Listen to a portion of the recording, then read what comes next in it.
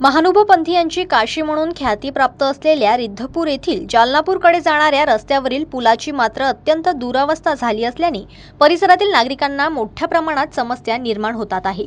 जालनापूर येथील शेकडो विद्यार्थी शैक्षणिक कामाकरिता चांदूर बाजार येथे जात असतात। मात्र या पुलाची उंची अत्यंत कमी असल्याने पावसाळ्यात अनेकदा या पुलावरून पाणी राहत असते, त्यामुळे विद्यार्थ्यांना समस्या निर्माण होतात। नमस्कार, मी संतोष घाटोळ, मी राहणार शिरसगाव, पण पवार सरांसोबत मी 9 मे 2024ला ज्या दिवशी आलो होतो त्या दिवशी भूषणभाऊ निमकर, विजयराव कवटकर आणि काही ग्रामस्थ या लोकांनी सरांना आवर्जून हा पूल दाखवला आणि या पुलामुळे जो लोकांना त्रास होत आहे त्या त्रासाबद्दल लोक बोलले। आणि खरोखर हा पूल हा एकदम ठेंगणा आहे आणि रोडवर आहे बनाना जनरली असं पाहायला मिळत नाही। रोड हा नेहमी खाली असतो आणि पूल हा नेहमी उंच असतो। तर प्रशासनाला एवढी विनंती आहे की जे होणारं पावसाळ्यामध्ये जे लोकांची जे येणार जाण्याची जे होणारी तारंबळ आहे किंवा जे होणारी अडचण आहे ते दूर करावी आणि लोकांनी या शासनाने या पुलाचं काम तातडीने जेवढ्या लवकर होईल तेवढ्या लवकर करावे ही विनंती।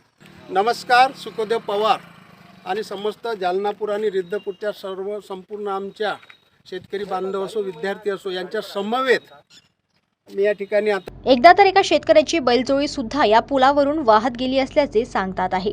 या पुलाची उंची वाढवून पुलाची दुरुस्ती करण्याची मागणी भूषण निमकर ग्रामपंचायत सदस्य जालनापूर यांनी अनेकदा रेटून धरले, परंतु प्रशासनाने या बाबीकडे डोळेझाक केली असल्याने भारतीय जनता पक्षाचे माजी जिल्हा परिषद सदस्य सुखदेवराव पवार यांनी आपल्या सहकार्यासोबत या प्रश्नाला मार्गी लावून पुलाची उंची वाढविण्याच्या कामाला मान्यता मिळवली असे सांगण्यात येत आहे। पुलाचे बांधकाम तातडीने करण्याची मागणी यावेळी नागरिकांनी केली आहे।